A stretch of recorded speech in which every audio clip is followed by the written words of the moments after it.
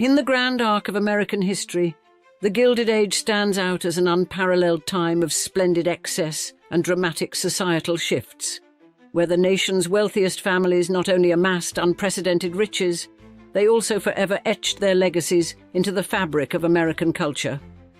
Over time, however, the vast fortunes and towering legacies of these Gilded Age magnates underwent a significant evolution. With each passing generation, the direct connection to the industrial and entrepreneurial spirit of the original magnates grew fainter, and what emerged by the late 20th century were the last heiresses, women who, often without realizing it, became the final stewards of their families' legacies.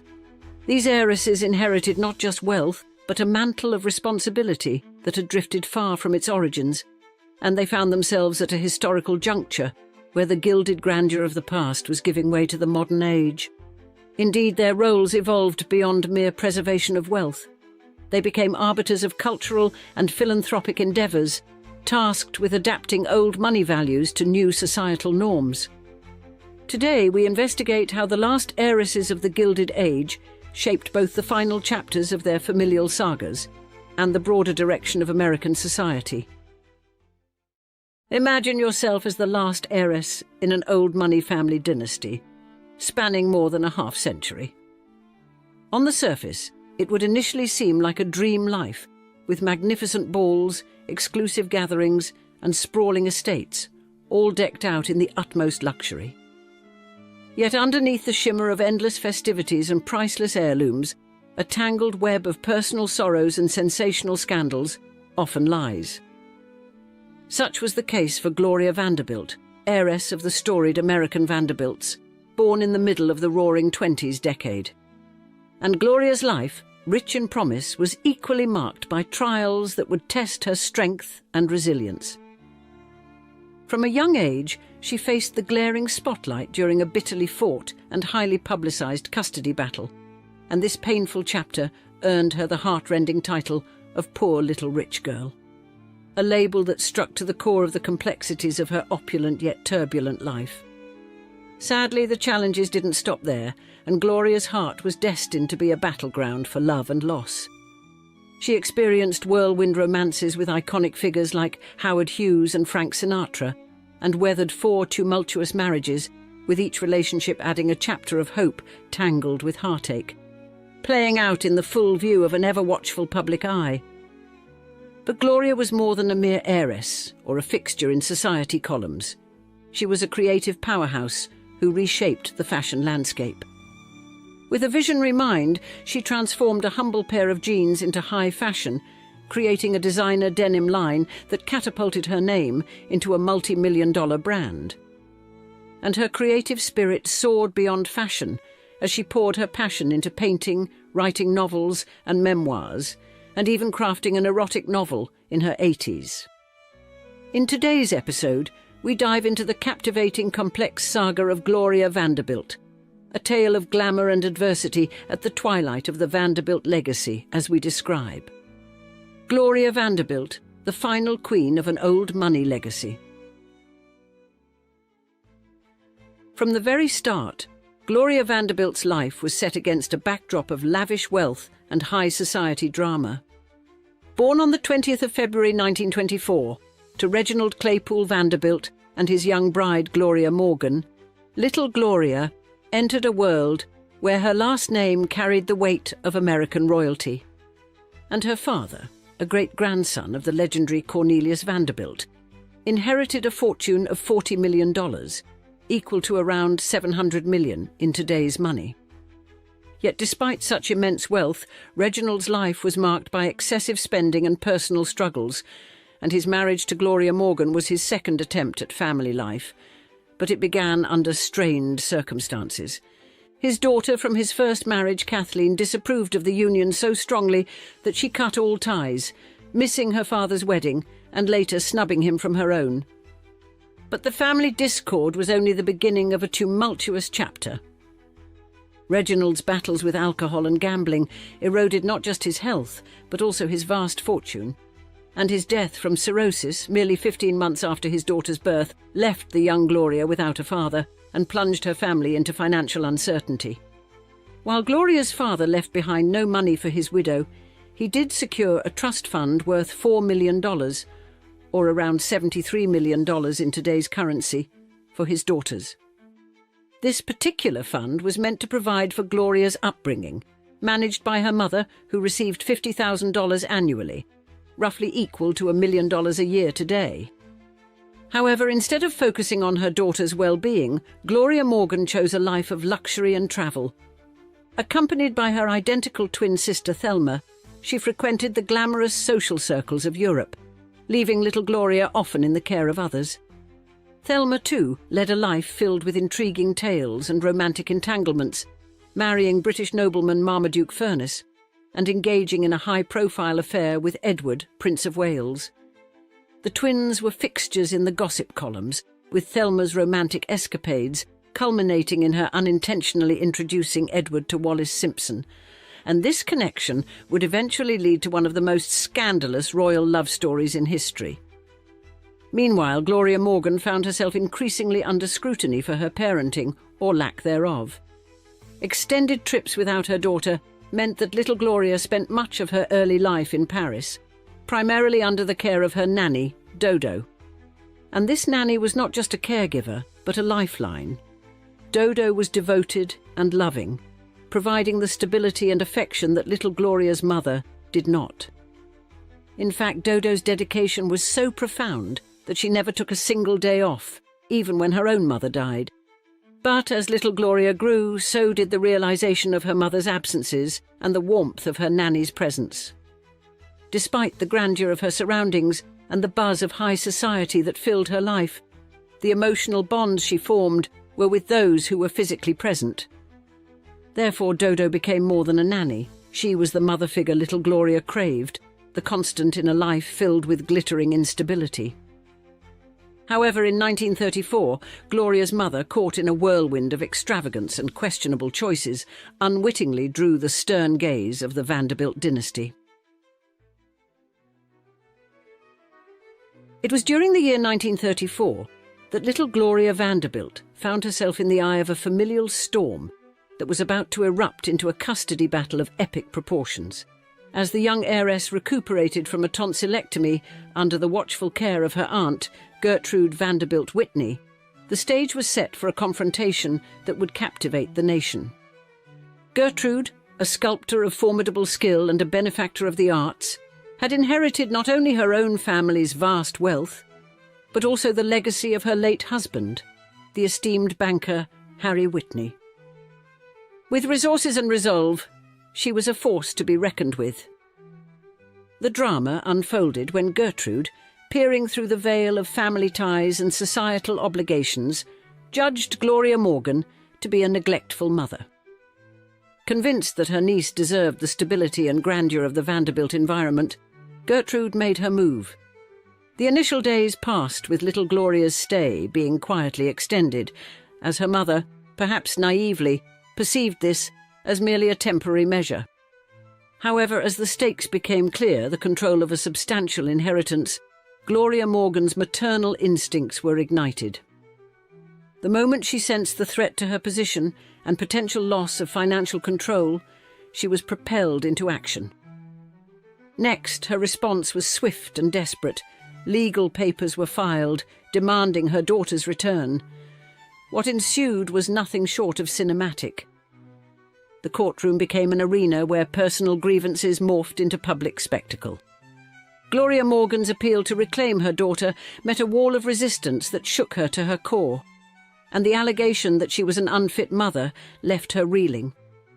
Accusations flew not from strangers but from her own kin. In a twist that could chill the bones, it was revealed that her own mother stood against her, allied with Gertrude and their mutual acquaintance, Dodo. Dubbed the trial of the century, this legal battle not only mirrored the struggles of a nation caught in the throes of the Great Depression, but also fed the public's voracious hunger for scandal. With an unemployment rate soaring at 21%, the American public was disillusioned, their resentment towards the wealthy simmering dangerously close to the surface.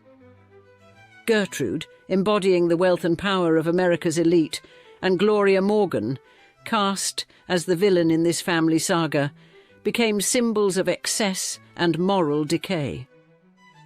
This saga later echoed in the pages of Truman Capote's Answered Prayers, where an older Gloria made a spectral appearance.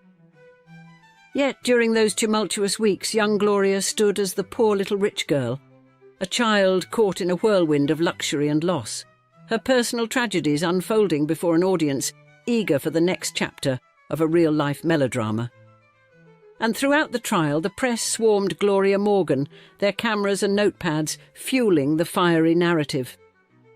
Witnesses portrayed her as a woman lost in a whirlwind of frivolity, her nights spent in the company of high society and European royalty, her behaviour bordering on the scandalous.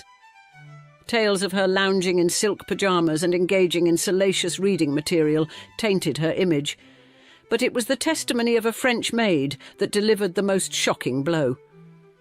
Furthermore, the maid testified to having seen Mrs. Vanderbilt in an intimate embrace with her friend, Nadé de Mountbatten, stirring a scandal that reached the upper echelons of British royalty. When it was time for young Gloria to testify, the courtroom doors were closed, and only Judge John F. Carew remained to hear her words. In private, she expressed fear and disdain toward her mother, swayed by the influence of her aunt and the careful coaching of her legal team. And in her later writings, Gloria confessed to rehearsing damaging stories, including one particularly cruel fabrication involving her mother's lover and a cigarette burn. Yet the meticulously orchestrated testimonies swayed the court decisively. Gertrude Whitney was granted custody, relegating Gloria Morgan to a life of limited visitation rights. Gloria Morgan, outraged and humiliated, protested, comparing her situation to that of any Park Avenue mother reliant on nannies and governesses. Her objections, however, fell on deaf ears, and the scandal continued to be a subject of fascination and horror among the public and press alike. For young Gloria, the verdict did not herald a new beginning, but marked the start of further trials. Sent away to boarding schools, she faced bullying and isolation, her only link to her aunt maintained through cold legal correspondence. And the absence of her mother was compounded by the loss of her beloved nurse Dodo, who was accused of turning her against her mother and subsequently banned from contact. This separation from Dodo, as Gloria later recounted, was a devastating blow to her young heart, encapsulating the profound pain of a childhood marred by loss and betrayal. Thus, Gloria Vanderbilt's adolescence was a maelstrom of celebrity and tumult, and as she stepped into her teens, the spotlight clung to her relentlessly. By 15, Gloria had ventured into the glamorous realms of modelling and stage acting, though her academic pursuits faltered when she chose to drop out of school at 17. Despite the strains in their relationship, she moved to Los Angeles to live with her mother, leading to an emotional reunion with Dodo, her cherished former nurse. Their reconnection was marked by tears and heartfelt vows to never separate again, securing Dodo a permanent and supportive role in Gloria's life. Soon, in the radiant glow of Hollywood, Gloria quickly became a fixture among the elite, her social calendar filled with high-profile gatherings. She was linked romantically to icons, such as the charismatic actor Errol Flynn and the mysterious mogul Howard Hughes, who was significantly older. Gloria's time with Hughes in particular was a whirlwind of exhilaration, a chapter in her life she recalled with fondness, even though Hughes was not inclined towards a lasting commitment. However, Gloria's youthful naivety soon led her to make a decision she would deeply regret. At the young age of 17, she agreed to marry Pasquale Pat DeSico, a 33-year-old Hollywood agent with murky ties, including rumoured connections to the mafia through his cousin Albert Cubby Broccoli. And Pat, who was entangled in speculations around the mysterious death of his former wife, actress Thelma Todd, did not turn out to be the knight Gloria had envisioned. His abusive demeanour revealed itself shortly after their marriage, culminating in acts of physical cruelty that Gloria painfully recounted in later years. Their marriage dissolved after 4 fraught years, ending with Gloria's substantial financial settlement to Pat. Despite these challenges, Gloria's spirit remained unbroken, and her life continued to swirl with dramatic encounters and romances. Shortly after her divorce, she found herself in the arms of Leopold Stokowski, the renowned English conductor known for his work on Disney's Fantasia and his past romantic links to actress Greta Garbo. Despite a significant age gap and Stokowski's controlling nature, Gloria, then 21, married him, and they had 2 sons, Stan and Christopher. However, the marriage was strained, marred by Stokowski's domineering attitude and deceit about his noble lineage. Therefore, by her 30s, Gloria's heart wandered once again, this time towards the legendary Frank Sinatra, with their fleeting affair standing as another example of her continued search for love, amid a life shadowed by earlier traumas and public scrutiny. However, the fling with Frank would not last, and soon Gloria found herself swiftly wedded to Sidney Lumet, her 3rd husband, only 3 weeks after their first meeting. Amidst their marriage, Gloria made a resolute decision to sever ties with Dodo after overhearing her make anti-Semitic remarks, with Sidney being Jewish. The marriage, however, was far from blissful, and Sidney's controlling nature stifled her creative aspirations in acting and playwriting, leading to a stifled and discontented Gloria, who eventually decided to end the marriage after 7 years. During this period of personal upheaval, Gloria sought solace through an LSD-induced therapy session, which prompted a long overdue reunion with her estranged mother, Gloria Morgan. Gloria Vanderbilt's reunion with her mother was stark and disheartening. Mother Morgan, frail and battling a bout of hysterical blindness, rebuffed her daughter's attempt at intimacy. And from that uncomfortable visit until her mother's death, they never broached the painful subjects of Gloria's childhood or the notorious custody trial. Amid these personal trials at 39, Gloria met Wyatt Cooper, a man who would become the love of her life. Despite coming from humble beginnings in Mississippi, Wyatt had carved out his own niche as a screenwriter and magazine editor, and their connection was immediate and profound.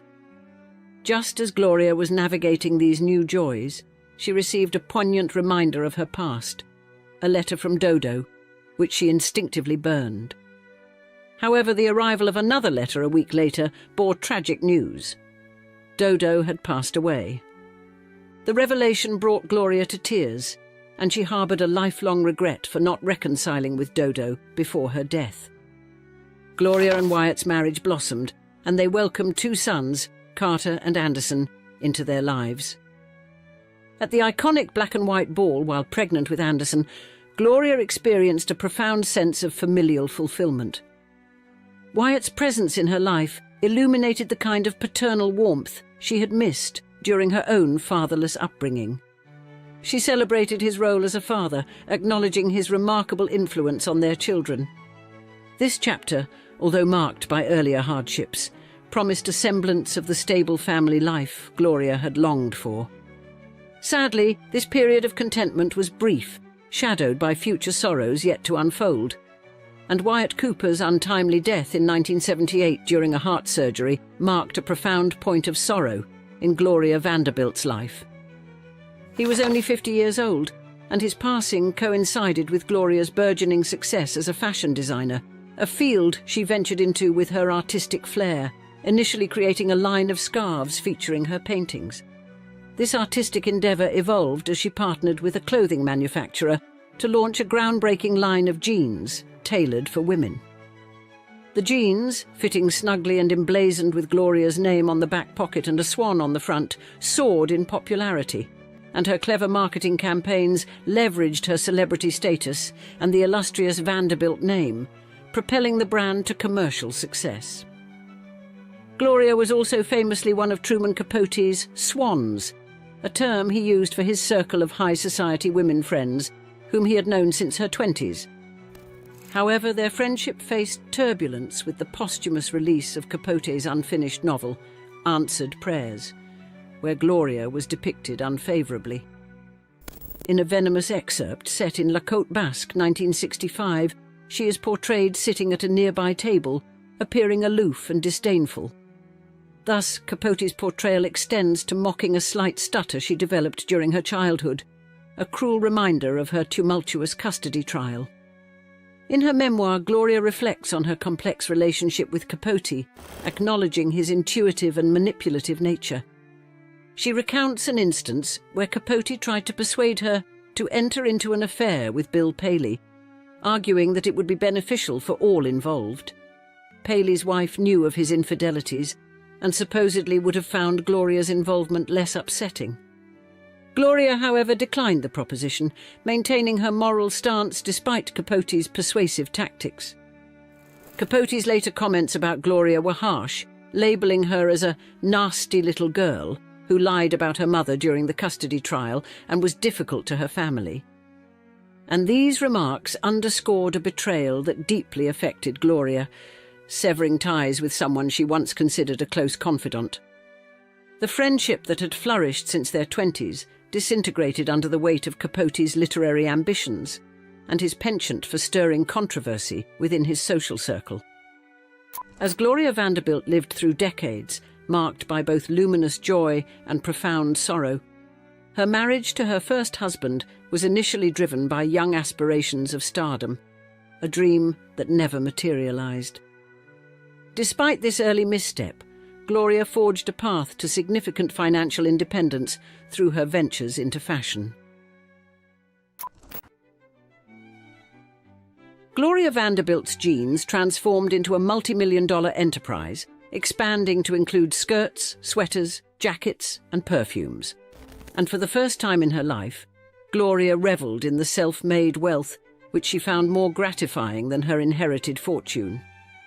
"I'm not knocking inherited money, but the money I've made has a reality to me that inherited money doesn't have," she reflected in 1985. However, 1988 brought with it another wave of tragedy. Gloria's son, Carter, just 23, died after a fall from the terrace of her 14th-floor New York apartment. Gloria believed a psychotic reaction to his asthma medication spurred his fatal decision, but his brother Anderson saw it as a deeper emotional turmoil. Carter felt things too intensely. The horrifying moment unfolded as Gloria, pleading desperately, reached out to grasp her son, only to watch him slip away. This incident, she later shared, was a grievous wound that left her soul bare. And in the wake of this immense loss, Gloria channeled her grief into writing A Mother's Story, a book about the ordeal of losing Carter. She openly welcomed conversations about her son, feeling that they kept his memory vibrant and alive, ensuring he was never forgotten. Yet her challenges were far from over. Gloria soon uncovered deceit within her inner circle. Her lawyer and therapist, two of her most trusted confidants, had swindled her out of millions. Though she won a $2 million lawsuit against them, the compensation she received was negligible. To further complicate matters, a staggering tax bill of over $3 million landed at her doorstep, a liability her lawyer should have managed. And this financial blow forced her to sell her cherished New York apartment and Long Island home. Resilient as ever, Gloria moved into an apartment owned by her son Anderson and rededicated herself to her artistic pursuits. She continued to write magazine articles, poetry and memoirs, and even ventured to pen a steamy erotic novel, Obsession, at the age of 85. By 90, she had even embraced social media, joining Instagram, where she quickly amassed over 100,000 followers, using the platform to showcase and sell her art, drawing immense support and inspiration from the community there.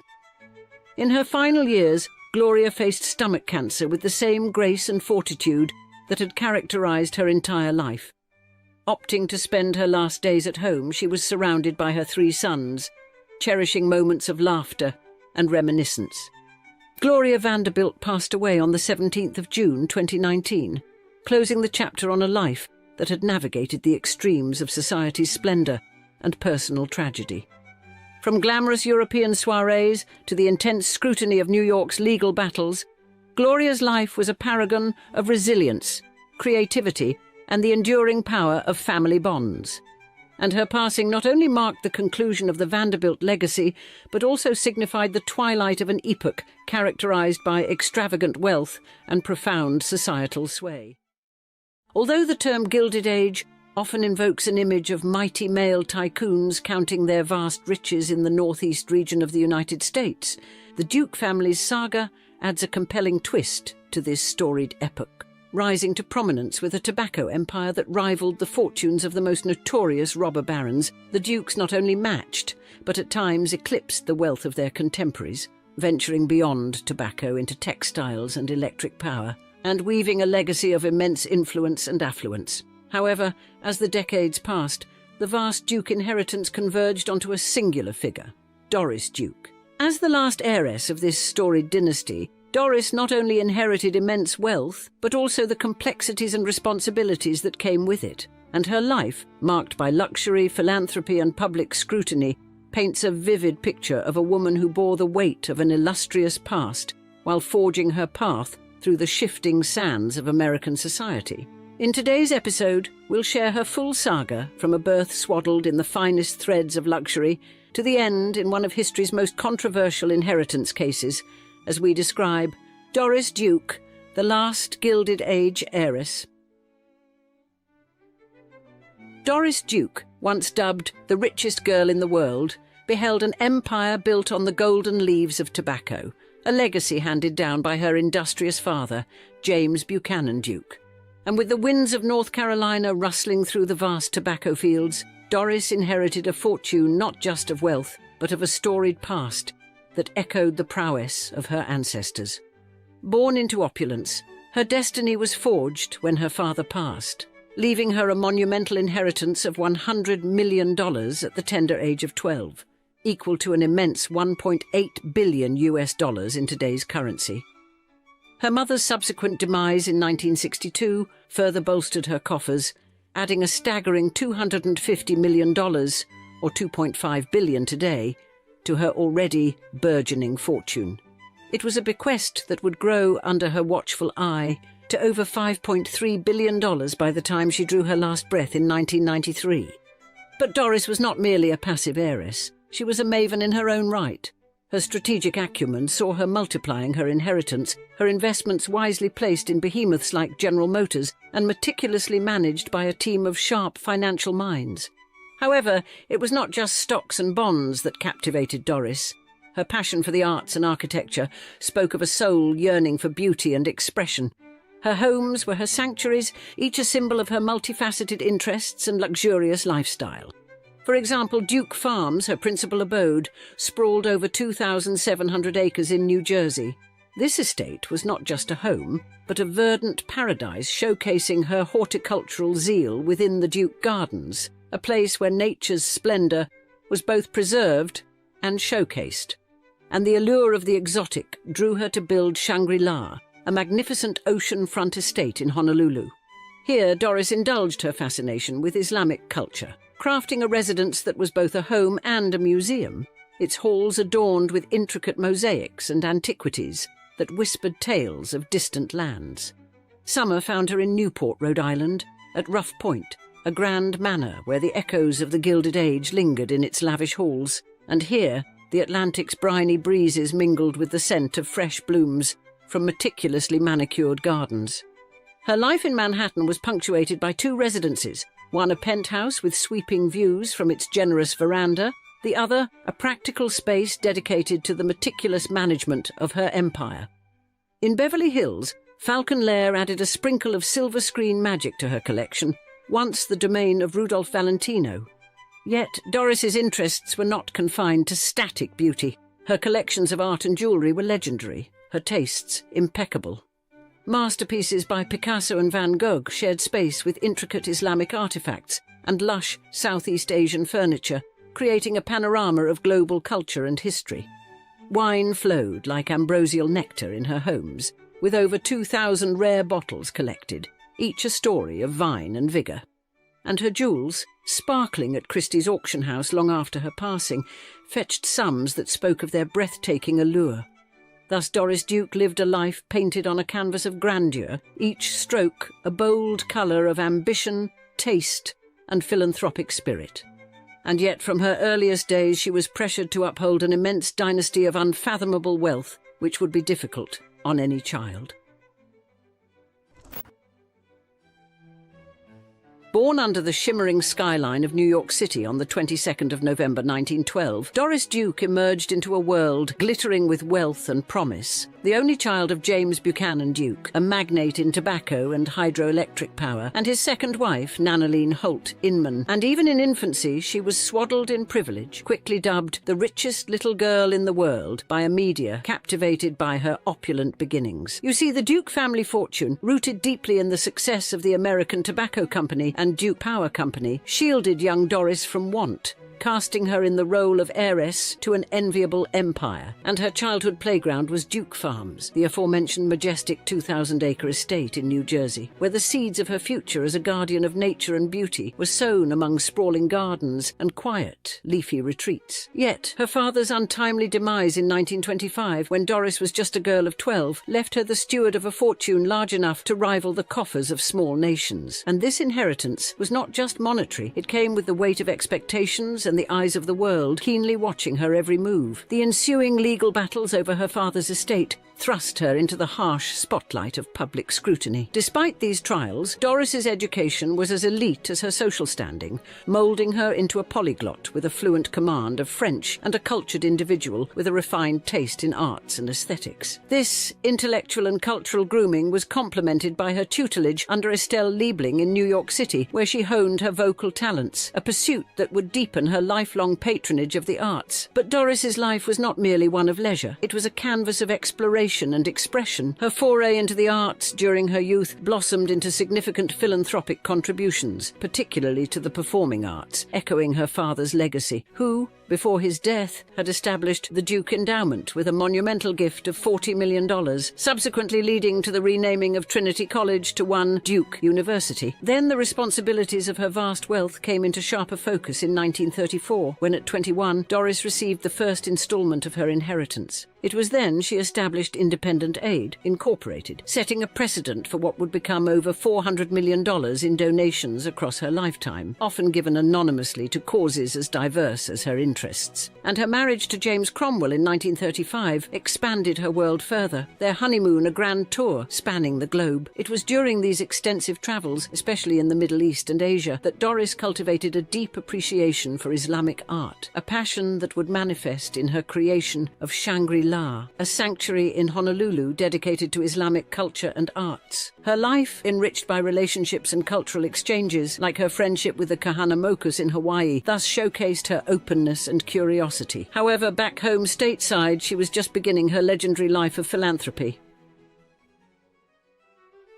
Doris Duke's horticultural journey began in earnest in 1958 at Duke Farms, her father's estate. At 46, inspired by the grandeur of DuPont's Longwood Gardens, she began crafting a series of interconnected gardens. Each was a portal to a different realm, whether a country, a period, or a theme, celebrating the diversity and richness of the world's garden traditions. But Doris Duke's life was a rich mosaic of interests that extended far beyond gardens. In the mid-20th century, her support for the arts blossomed. She amassed an extensive collection of Islamic and Southeast Asian art, comprising ceramics, textiles and paintings, which she later showcased at her Honolulu home under the stewardship of the Doris Duke Foundation for Islamic Art. And her engagement with the arts was deeply personal and varied. Doris studied jazz piano and composition in the vibrant milieu of New York City's Jazz Loft, and explored modern dance with the legendary Martha Graham. These experiences enriched her understanding of the arts, commitment to their patronage, and in the realm of medical research, Doris channeled her wealth into initiatives aimed at transforming healthcare. Motivated by the potential for clinical research to yield groundbreaking health benefits, she contributed significantly to hospitals and research institutions, and her legacy in this field is preserved through the Doris Duke Charitable Foundation. However, her personal life was a whirlwind, spinning far away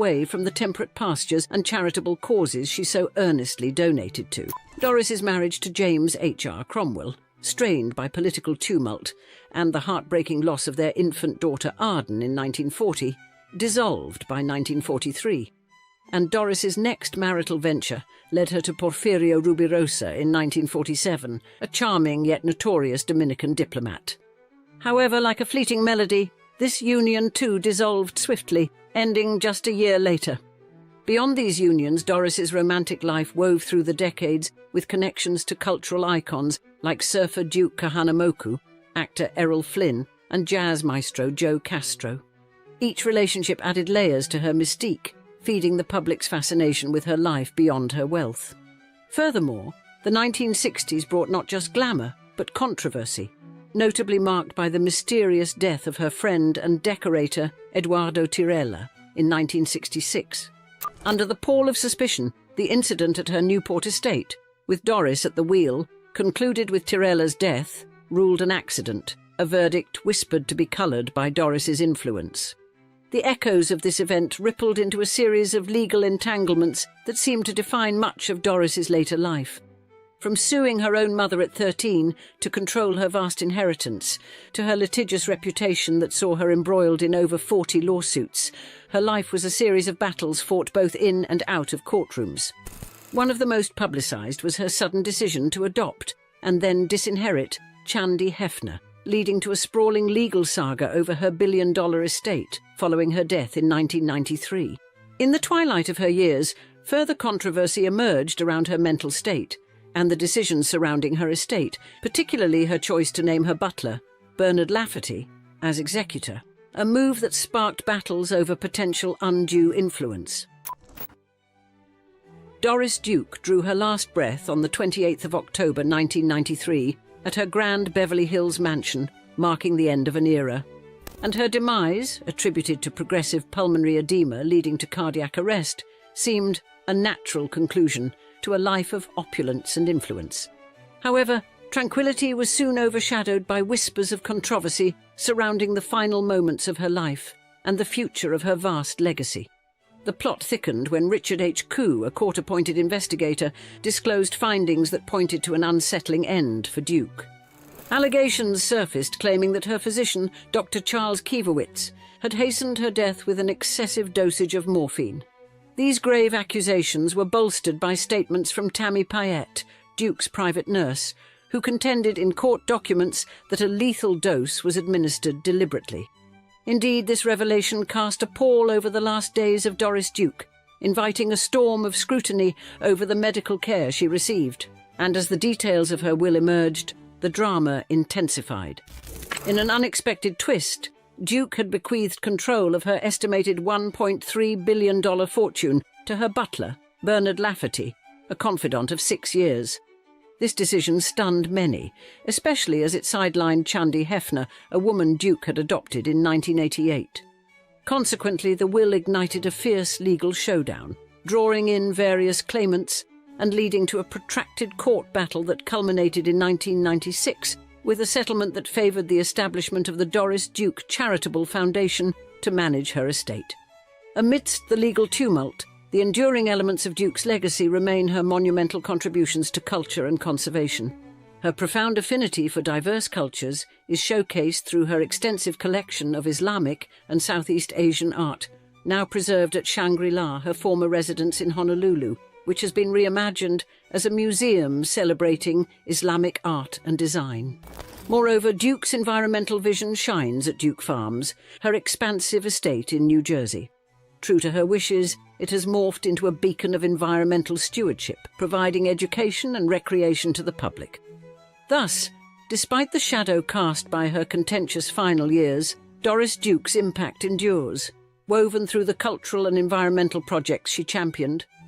Her legacy, punctuated by her dedication to the arts, historic preservation, and ecological conservation, continues to resonate, affirming her significant role in shaping American cultural and philanthropic landscapes.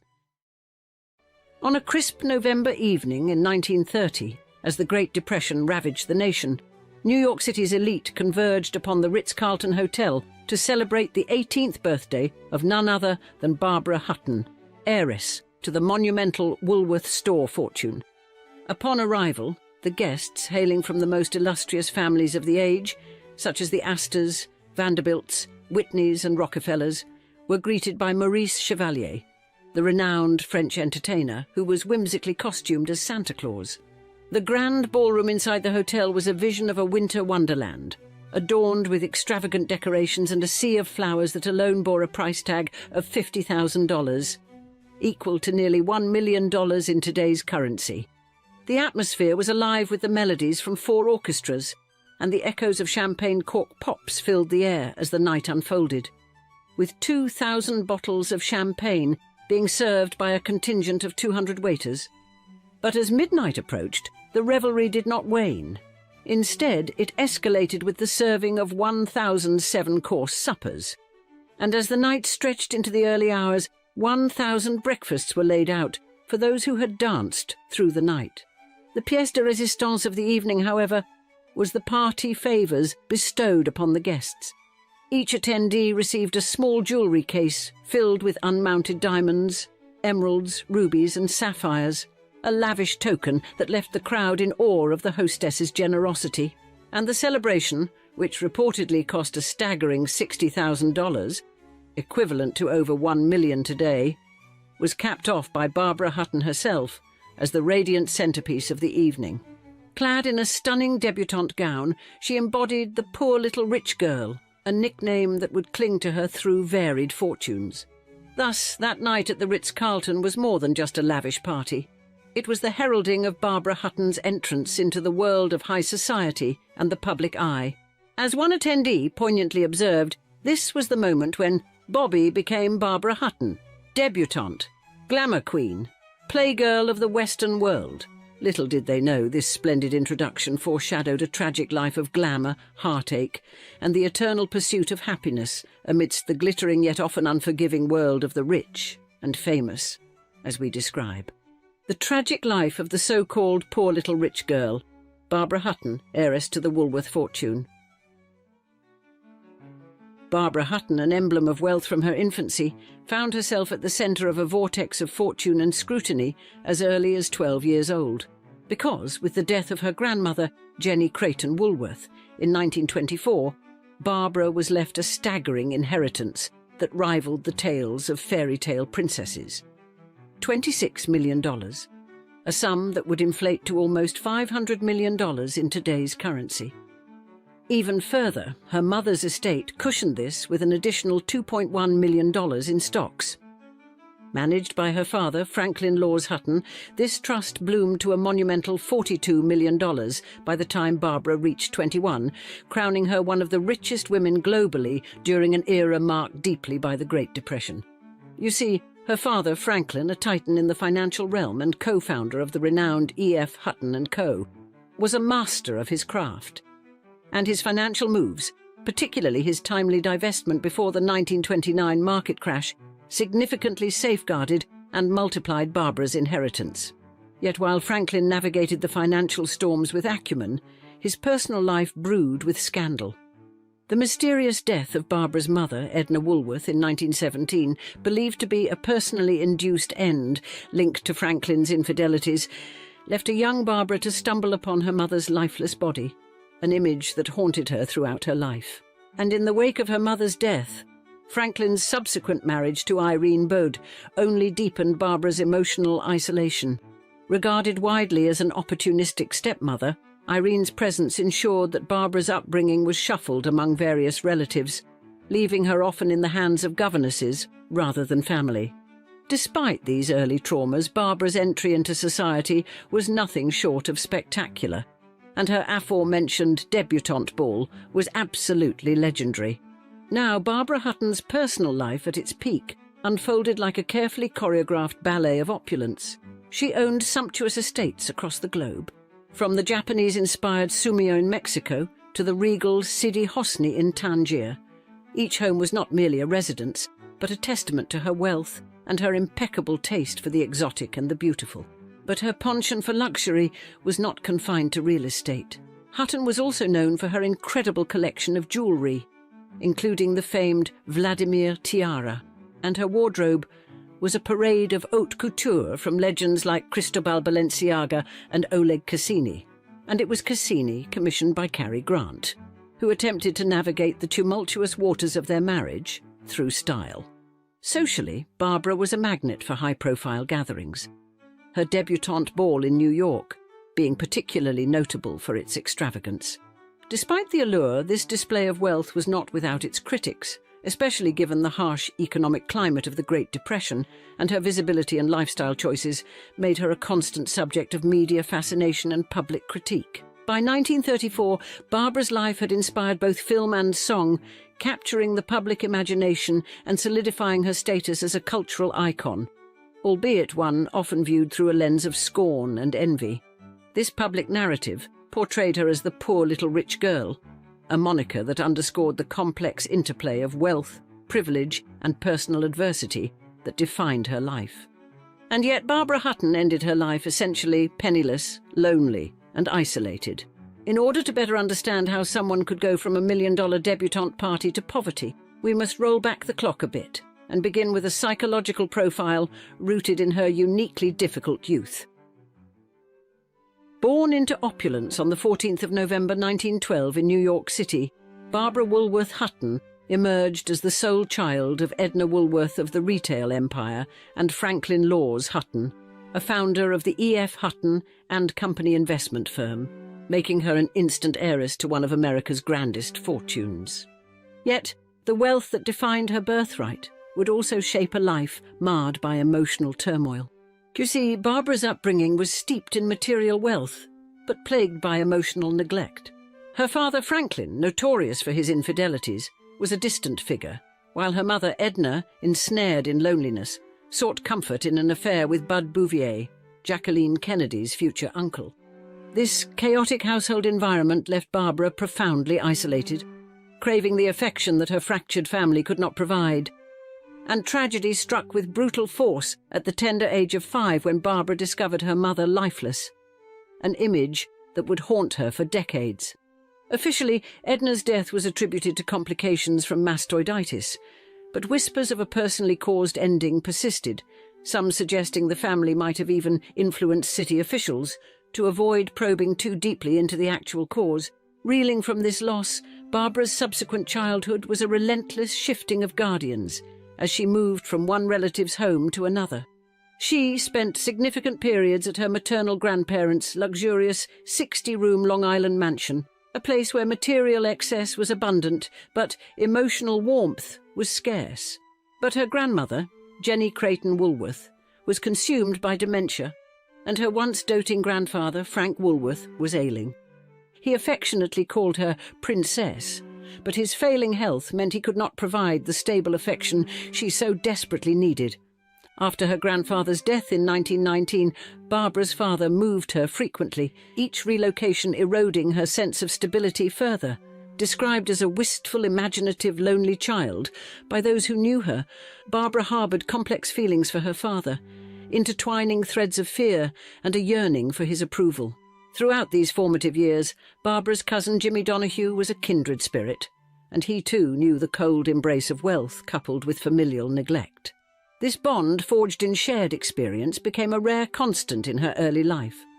Now Barbara's education was reflective of her status, with stints at prestigious schools like Miss Hewitt's classes and Miss Porter's School for Girls. However, the luxury of her educational background did little to heal the deep emotional wounds inflicted by her turbulent upbringing. Thus, the imprint of such a fraught childhood left an indelible mark on Barbara Hutton. As she matured, her life became a quest fraught with troubled relationships and a continuous search for the love and stability that her youth had so cruelly denied her. In the next chapter, we'll dive a bit deeper into her marriages and heartbreaks to flesh out the larger story of this tragic heiress. Barbara Hutton's quest for love was as storied as it was heartbreaking, beginning with her first marriage to Prince Alexis Mdivani in 1933.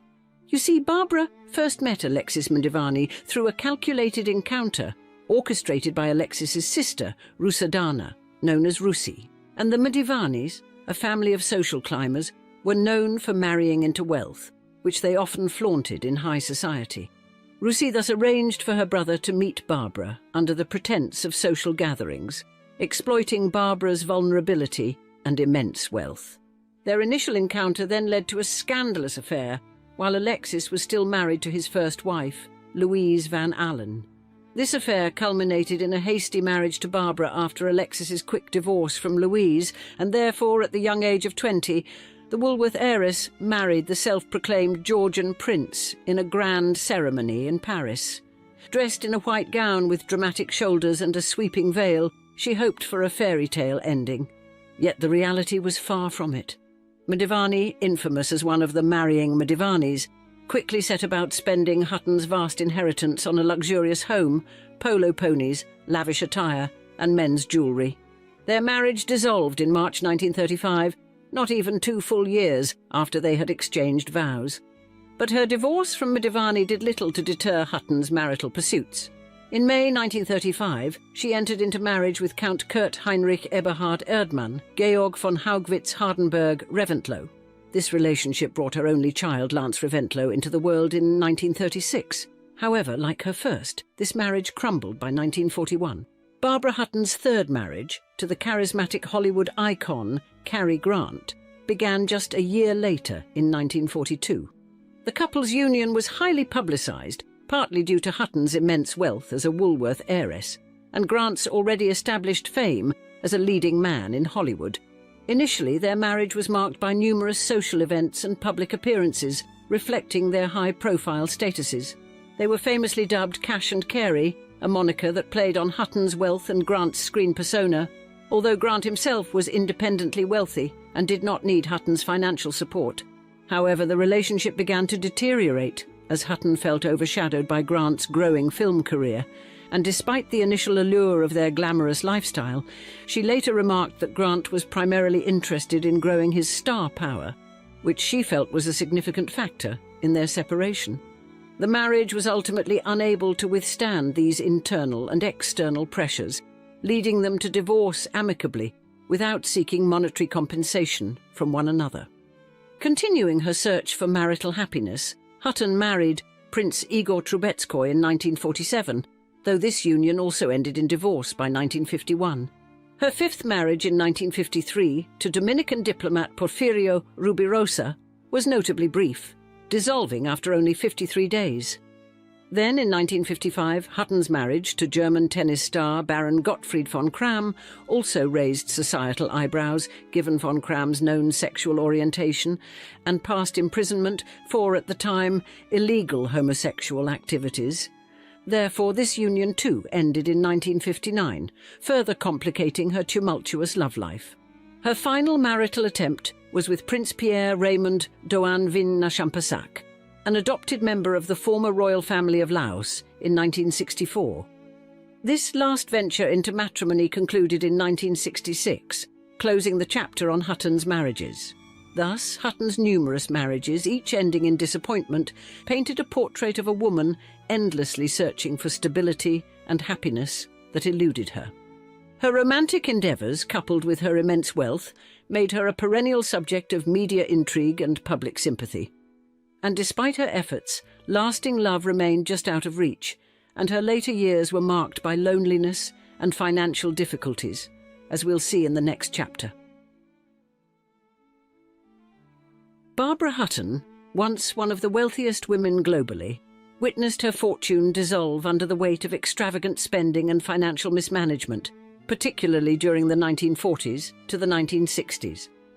By then, her collection of properties worldwide and her incessant travels to exotic locales had marked a lifestyle that contributed significantly to her financial downfall. And her aforementioned tumultuous personal life, marked by 7 marriages, heavily influenced her financial choices. Several of her spouses were accused of siphoning her wealth, with hefty divorce settlements further depleting her fortune. For example, her first husband, Prince Alexis Madivani, secured a $2 million settlement during their marriage, and another costly union with Count Kurt Haugwitz-Reventlow allegedly cost her an additional $1.5 million. These financial drains, coupled with her lavish gifts to her husbands, steadily eroded her vast resources. But Hutton's spending was not limited to her marital affairs. She frequently made impulsive purchases, including costly jewellery and artworks, which continued to strain her finances. Her lack of financial acumen and dependence on others for estate management left her vulnerable to exploitation. Furthermore, entering the 1960s and 1970s, Hutton's life shadowed darker themes, as she faced severe health issues and addiction battles, a struggle that began around her son Lance's birth in her 20s, but worsened with age. You see, Hutton's health woes were compounded by her addiction to barbiturates, particularly Seconal, which she used to manage her anxiety and stress. Her substance use, often mixed dangerously with alcohol, led to several near-fatal overdoses and even a coma.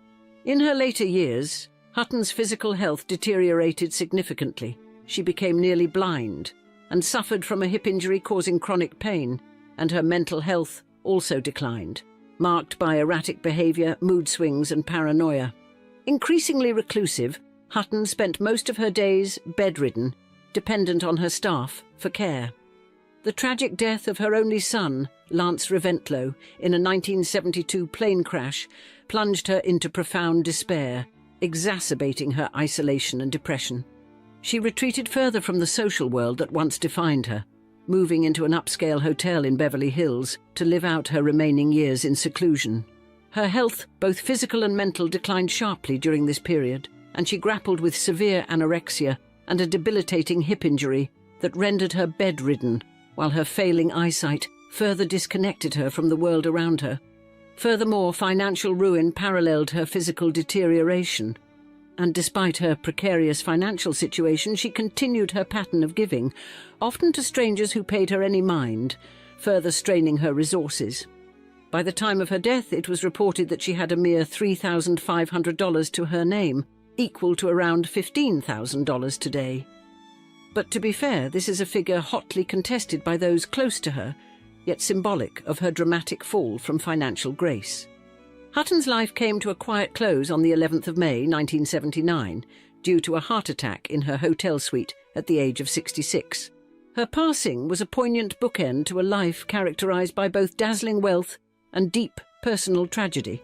The public, who had watched her rise and fall with keen interest over the decades, reacted to her death with a mix of shock and sympathy.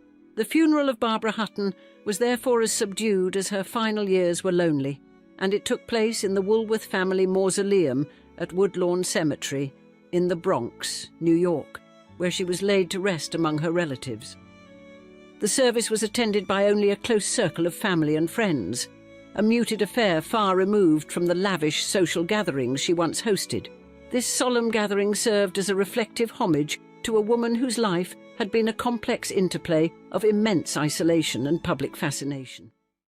Let us imagine you decide to take a vacation to peruse the lovely museums in the capital of the United States, Washington, D.C. There you decide to make a stop at the National Gallery Museum of Art, the iconic neoclassical structure with walls adorned with an arresting array of impressionist paintings. Indeed, rich, vibrant hues of Monet's gardens contrast sharply with the moody, introspective blues of Van Gogh's nocturnes. Nearby, the stark, bold contours of modernist sculptures command your attention, their abstract forms casting dramatic shadows on the polished floors. As you meander through the echoing galleries, absorbed by the rich hues of impressionist paintings and the stark contours of modernist sculptures, a subtle yet profound realization might dawn. The art that surrounds you is steeped in the legacy of Rachel "Bunny" Mellon. Indeed, Bunny Mellon, born Rachel Lambert into the opulence of the Listerine mouthwash fortune, not only inherited a significant legacy, but also married into even greater prominence through her union with Paul Mellon, an heir to one of America's wealthiest banking fortunes. And this melding of wealth and taste crafted a patronage that was as quiet as it was impactful, shaping not just galleries, but the very landscape of American cultural heritage. In today's episode, we tell her story, not merely as an heiress, but also as a curator of art, horticulture and elegance, as we describe Bunny Mellon, the last true old money heiress.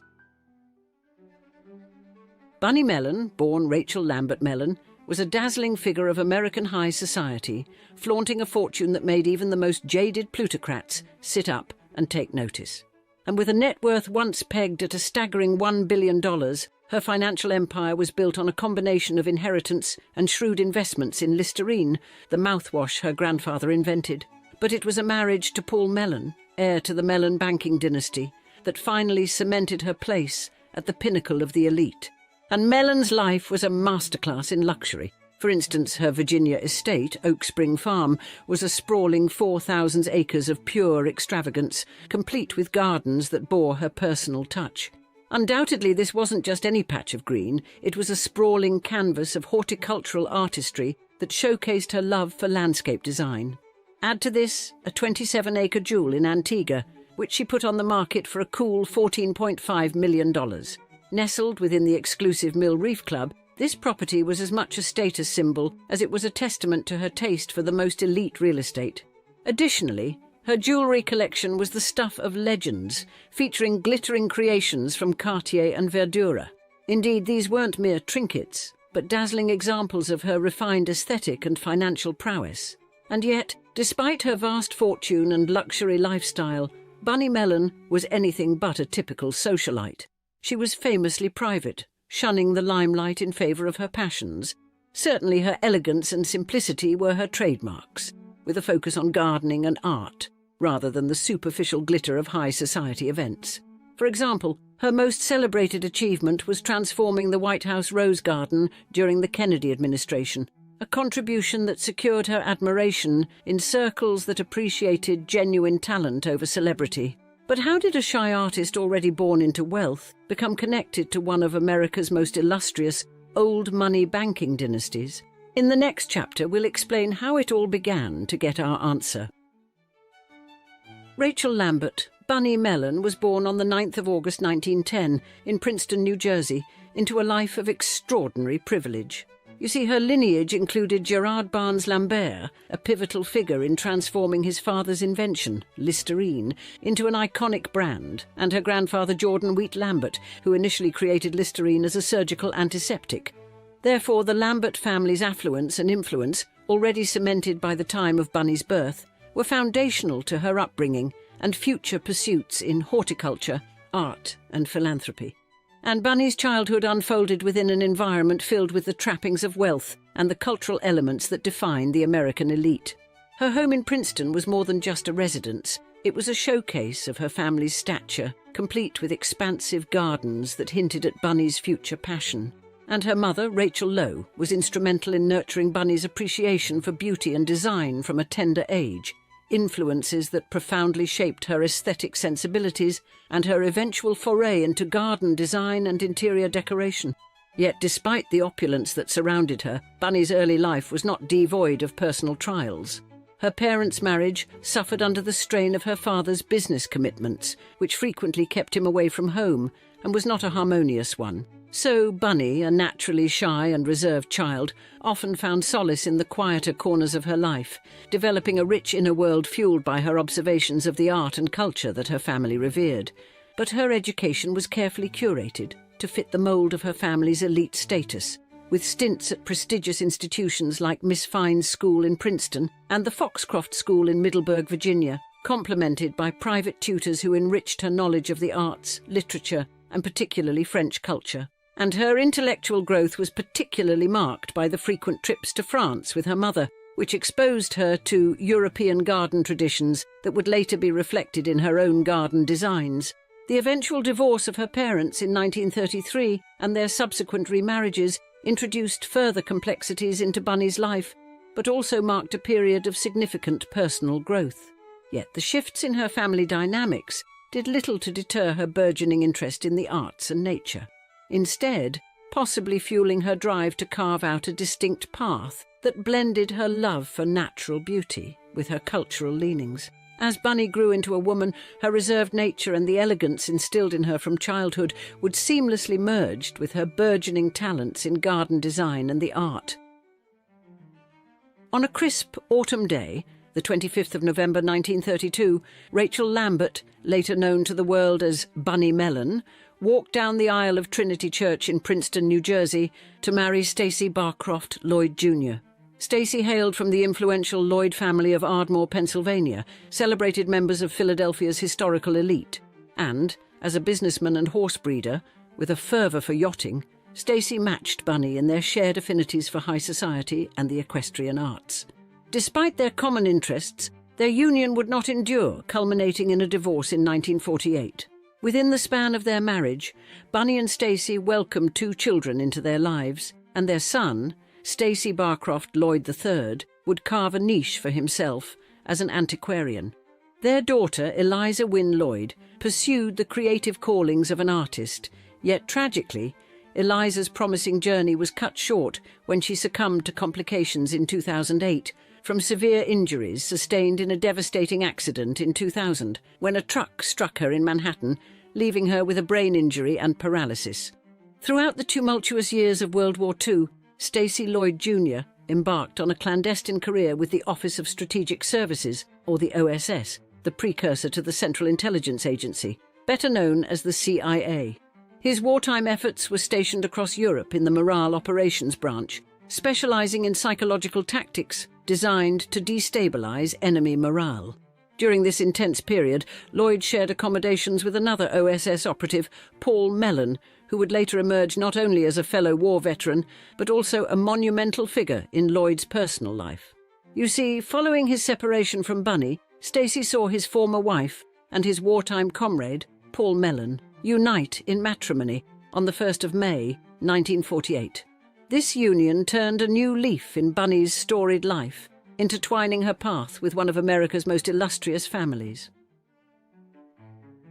Paul Mellon was no stranger to prominence. As the son of Andrew W. Mellon, a famed financier and three-time U.S. Treasury Secretary, he was steeped in wealth and cultural heritage, and as an ardent art collector, Paul found a kindred spirit in Bunny.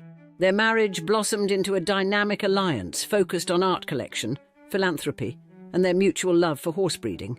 The Mellons meticulously assembled an exceptional art collection, focusing on European masterpieces from the 18th and 19th centuries. This remarkable assemblage, numbering over 1,000 pieces, underscored their profound devotion to the arts. Now their collection was adorned with works by some of history's most revered artists. Notable among these were Georges Seurat's The Lighthouse at Honfleur, a vibrant symbol of Seurat's unique pointillist technique, and Claude Monet's Woman with a Parasol, Madame Monet and Her Son, capturing the light and fleeting moments of impressionist beauty. Additionally, Paul Cézanne's Boy in a Red Waistcoat and Mary Cassatt's Little Girl in a Blue Armchair showcased the Mellons' appreciation for both Impressionist and post-Impressionist movements, enriching the breadth of their esteemed collection. Beyond French masterpieces, the Mellons also cherished significant British and American works, reflecting their eclectic taste across various art traditions. Their collection featured George Stubbs's White Poodle in a Punt, exemplifying Stubbs's precise depiction of animals, George Bellows' New York, a dynamic portrayal of early 20th century American life, and Winslow Homer's The Dinner Horn, blowing the horn at Seaside, a serene snapshot of rural American scenes. This interest in British art was especially pronounced, leading to an impressive array of British artworks. These, along with their other acquisitions, have significantly enriched the Virginia Museum of Fine Arts Mellon collection, ensuring the Mellons' legacy in the art world endures, celebrated for their discerning eye and passionate support of the arts. And their philanthropic endeavours included significant donations to prestigious institutions. Among these, the National Gallery of Art in Washington, D.C. benefited immensely. This gallery, originally founded through the generosity of Paul's father, Andrew Mellon, was enriched by their contributions. Furthermore, their legacy in the arts was solidified by the establishment of the Yale Centre for British Art, further showcasing their dedication to fostering cultural enrichment. Beyond the canvases and sculptures, the Mellons were also avid enthusiasts of thoroughbred horse breeding and racing. Their most celebrated success came with their horse, Sea Hero, who clinched victory at the Kentucky Derby in 1993, and this achievement highlighted their dedication to maintaining and promoting equestrian traditions that they passionately upheld. And Bunny was particularly noted for her expertise in horticulture. Despite lacking formal training, she became an esteemed figure in gardening, largely self-educated through extensive reading and hands-on experience. Her horticultural journey began at Albemarle, her family's estate in Princeton, where she observed the Olmsted brothers' gardeners at work. Specifically, her designs were influenced by renowned French gardeners such as André Le Nôtre and Jean-Baptiste de la Quintigny, whose philosophies she admired and incorporated into her own work.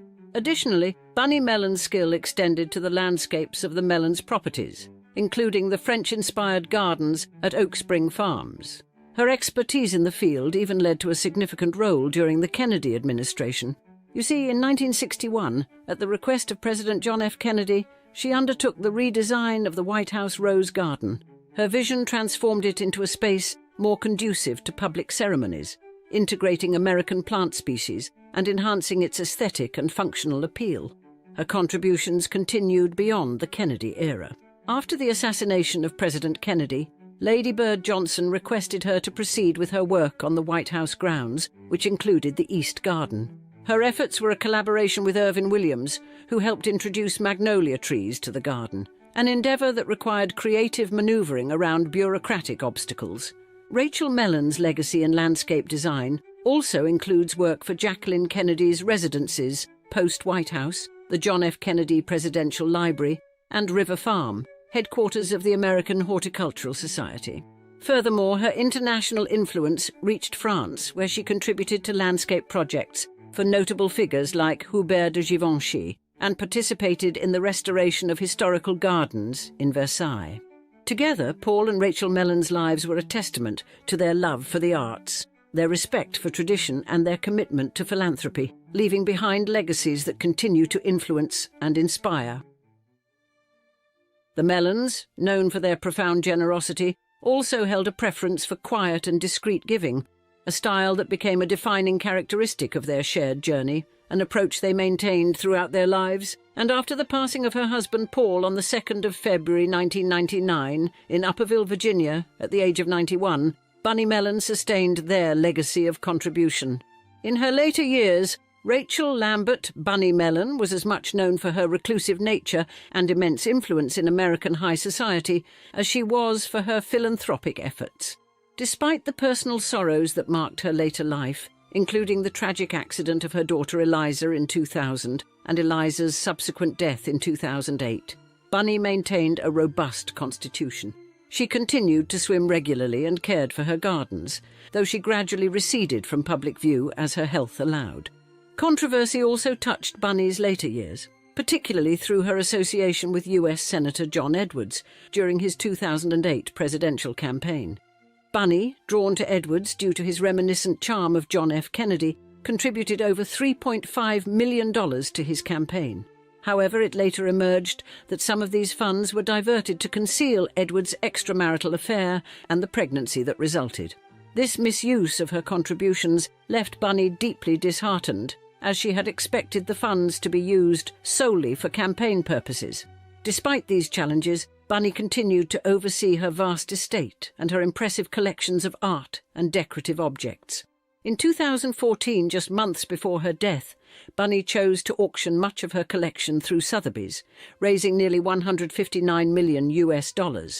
These proceeds were directed to the Gerard B. Lambert Foundation, established in honor of her father, underscoring her continued commitment to philanthropy.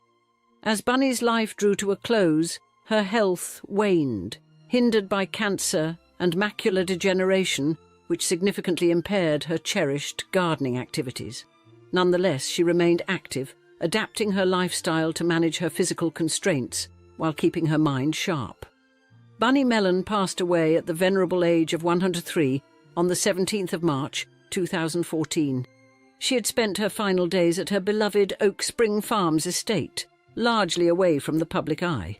Even in seclusion, Bunny remained a captivating figure, revered not only for her societal connections, including the Kennedys, but also for her enduring contributions to the realms of art and horticulture.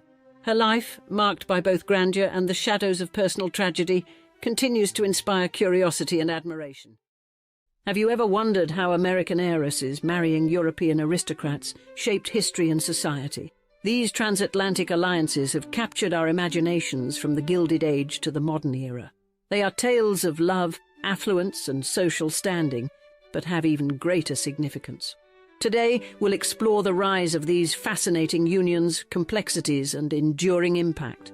We'll uncover the stories of powerful women, political legacies, and the changing dynamics of love and ambition. Let's step into the world of dollar princesses and British aristocrats, where love, wealth, and social status are intertwined. The Gilded Age of the 1870s was a transformative period in American history.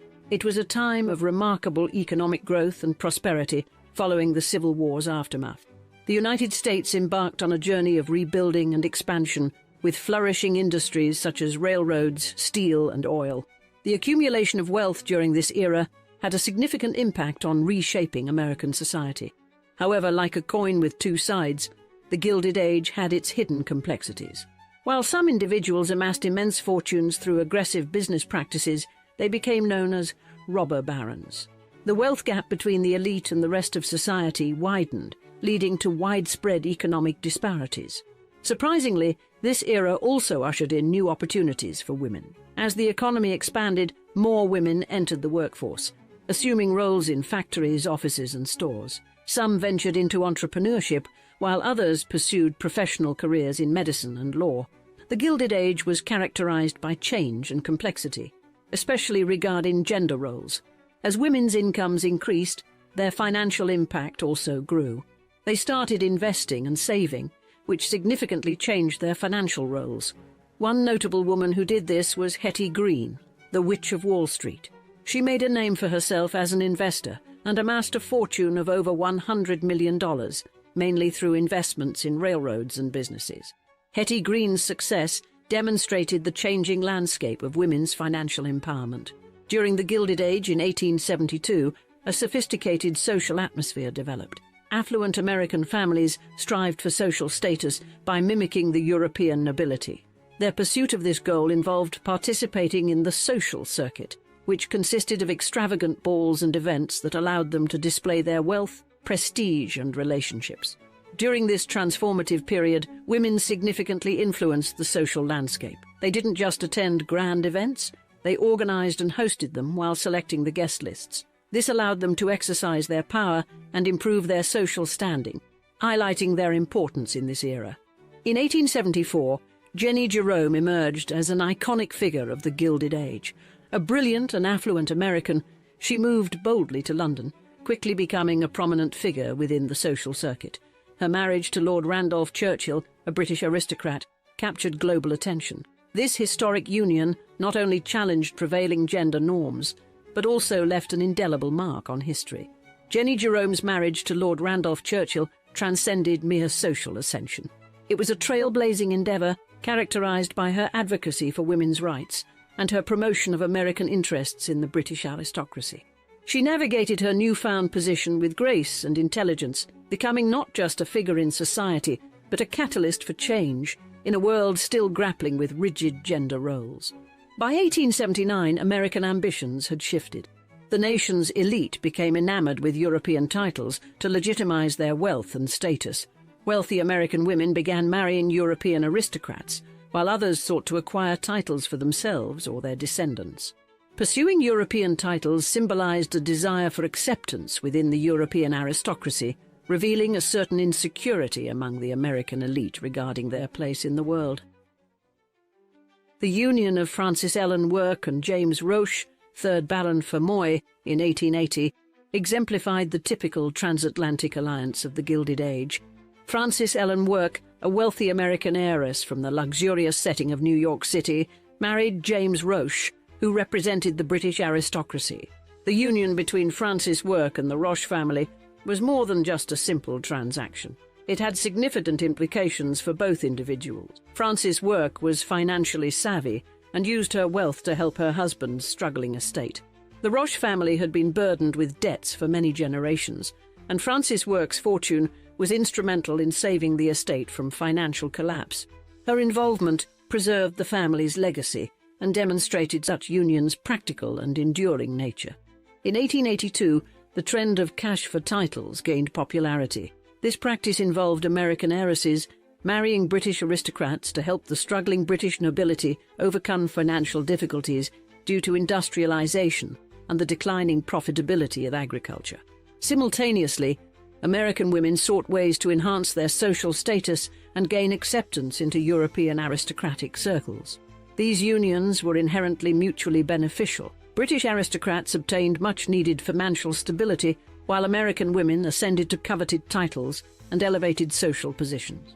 These alliances epitomized the pragmatic exchange of wealth and status, echoing the evolving dynamics of the Gilded Age. The media was pivotal in shaping perceptions of transatlantic alliances during the 1880s.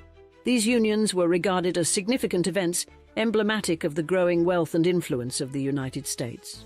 Women like Frances Work understood the power of the press and strategically harnessed its influence to promote their interests.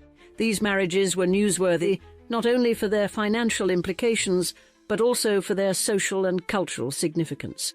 American heiresses who married into British nobility became fascinating subjects, and the public closely examined their lives and decisions.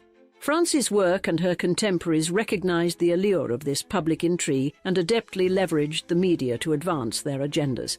By 1889, transatlantic alliances had ushered in a new era of social mobility for American families. Women who married British aristocrats gained access to the upper echelons of high society. Within these privileged circles, they mingled with other influential individuals, fostering networks that extended their influence far beyond their initial social standing.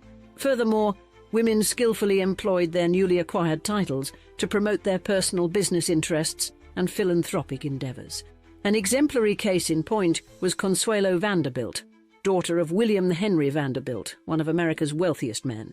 In 1895, her marriage to the Duke of Marlborough bestowed upon her the title of Duchess of Marlborough, catapulting her into the uppermost echelons of global society. Consuelo Vanderbilt harnessed her social position to advocate for American culture and values, utilizing her immense wealth to support various philanthropic causes, including the arts and education.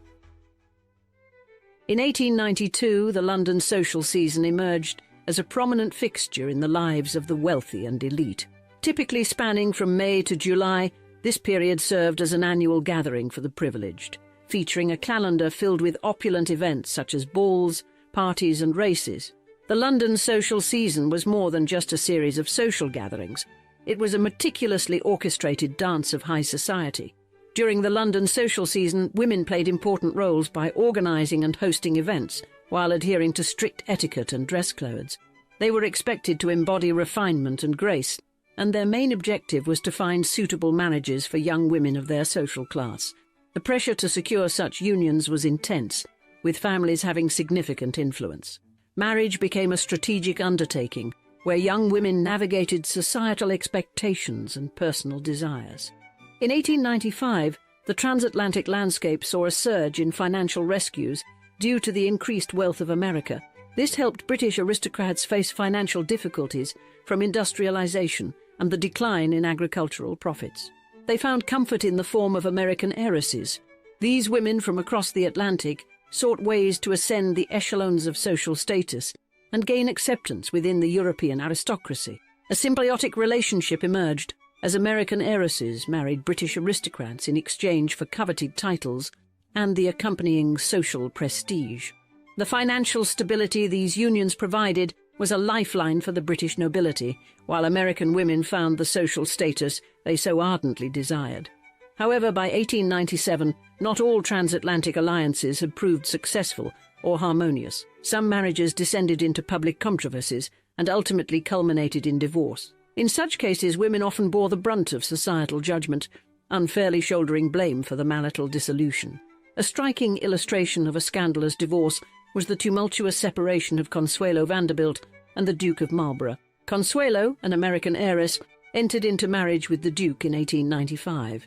Their union was fraught with unhappiness from its inception, ultimately leading to Consuelo's decision to file for divorce in 1906. The divorce proceedings received extensive media coverage, and Consuelo Vanderbilt was in the harsh glare of public scrutiny. Critics questioned her choice and criticized her for ending the marriage. She remained steadfast in her resolve to live life on her terms and refused to conform to expectations set by others. By 1899, the phenomenon of transatlantic alliances had ushered in transformative societal changes on both sides of the Atlantic. These unions were pivotal in dismantling age-old social barriers, promoting greater understanding between American and British cultures, and fostering a sense of shared identity. Moreover, they precipitated shifts in the roles and expectations of women. American women who married British aristocrats often emerged as more independent and outspoken than their British counterparts. They were unafraid to pursue careers and engage in public life, forging new paths for women in society. In 1900, the world bore witness to one of the most highly publicized transatlantic alliances of the 20th century, the marriage of Consuelo Vanderbilt to the Duke of Marlborough. This extravagant union joined an American heiress with a British aristocrat in a lavish ceremony that captured the imagination of the media and the public alike. But behind all the glitter and glamour, Consuelo Vanderbilt's marriage was far from happy. Despite her fancy title, she was trapped in a troubled relationship right from the start. It got so bad that in 1906, she did something quite bold for her time. She asked for a divorce. What made it even more remarkable was that she openly talked about the mistreatment she had suffered from her husband. It was a courageous move that challenged the norms of her era. In an era when such revelations were considered scandalous, Consuelo Vanderbilt's public statements shattered the silence surrounding domestic violence and the predicaments women trapped in unhappy unions faced. Her courage in shedding light on these issues not only brought attention to her plight, but also paved the way for greater awareness of the challenges faced by women in similar circumstances. By 1905, transatlantic alliances had begun to yield their political legacies. A striking example was Winston Churchill, who had become the Prime Minister of the United Kingdom during World War II. He was the son of the American heiress Jenny Jerome, and his upbringing and connections on both sides of the Atlantic played a pivotal role in shaping his political career. Women who entered into marriages with British aristocrats also embarked on the journey into political circles. Consuelo Vanderbilt, for instance, used her newfound position to become a vocal advocate for women's suffrage, championing the cause of gender equality. She harnessed her connections to further American interests in the United Kingdom, forging a path for women to participate in politics and actively advocate for their rights. As the calendar turned to 1910, the trend of transatlantic alliances began to wane. The rise of women's suffrage movements, which granted women the freedom to pursue social status and influence outside of marriage, contributed to this shift. Women were no longer as dependent on marriage as the sole means of achieving social standing. Furthermore, nationalism swept the United States and Europe in the early 20th century. People increasingly took pride in their national identities, and the allure of marrying foreigners began to diminish. The world was changing, and the focus shifted from international unions to a renewed sense of national unity and pride. The outbreak of World War I in 1914 had a profound impact on transatlantic alliances. The war altered social priorities as the world grappled with the devastating conflict. During this tumultuous time, the idea of marrying foreigners became less appealing. People were preoccupied with the demands of the war effort, and the prospect of international marriages lost its luster. World War I also marked a transformative period for women. They assumed new societal roles, working in factories, volunteering in hospitals, and even serving in the military. These experiences broadened societal perspectives on women's capabilities, leading to a shift away from viewing them as mere objects to be bought and sold in international marriages. The aftermath of World War I brought about a seismic shift in the economic landscape, reshaping the dynamics of transatlantic alliances. The war had exacted a devastating toll on the European economy, plunging many British aristocrats into dire financial straits. Consequently, American heiresses began to view British aristocrats as less appealing spouses. The once guaranteed financial security and social status they offered were no longer assured, leading to a decline in such unions. Fast forward to the 1950s, and the legacy of the dollar princesses continued to capture the public's imagination.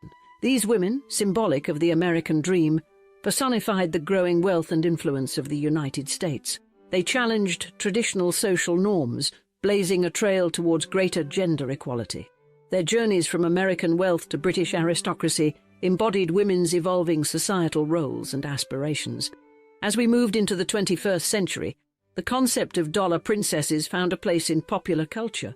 Books, films, and TV series delved into their narratives, shedding light on the complexities of these unions. Notable examples included Edith Wharton's novel The Buccaneers, the 1949 film The Heiress, and the 2000 film The Golden Bowl, all of which explored the lives of American heiresses marrying into British aristocracy. TV series like Downton Abbey and The Crown also featured characters embodying the spirit of dollar princesses, providing insight into their challenges and motivations. While these portrayals in popular culture often cast dollar princesses in a critical light, highlighting materialism and opportunism, they also revealed the nuanced nature of their choices and the societal pressures that shaped their decisions. In the modern era, from 2010 to 2023, we witnessed contemporary examples of dollar princesses marrying relatively less affluent British aristocrats. These unions attracted significant media attention and public scrutiny. Notable instances included Kimberly Guilfoyle, an American attorney and former Fox News personality, marrying Donald Trump Jr., the son of former US President Donald Trump. Meghan Markle, an American actress, entered into marriage with Prince Harry, the Duke of Sussex, bringing her unique background into the British royal family. Amerl Clooney, a British Lebanese barrister and human rights activist, married George Clooney, a prominent American actor and filmmaker. These marriages ignited debates about the motives behind such unions and their societal implications. As of 2023, modern perspectives on transatlantic alliances are multifaceted and intricate. Some perceive them as symbolic of the globalization of the world, fostering cultural exchange and international cooperation. However, others view these unions as cultural imperialism, raising concerns about preserving cultural identities and potential economic consequences for the United States and the United Kingdom. Critics argue that transatlantic alliances may lead to a loss of cultural identity and a drain on financial resources as wealth and assets are transferred across borders. Conversely, proponents contend that such alliances can promote cultural understanding and economic collaboration, enhance international relations, and contribute positively to the broader global landscape. As we end this fascinating journey exploring the complex world of transatlantic alliances, it's evident that these partnerships have had a lasting impact on history, culture, and gender relations. From the Gilded Age to today, American heiresses and British aristocrats have linked their destinies, moulding society in unforeseen ways. But the story doesn't end here. It continues evolving each day. The legacy of these alliances lives on, sparking conversations about love, ambition,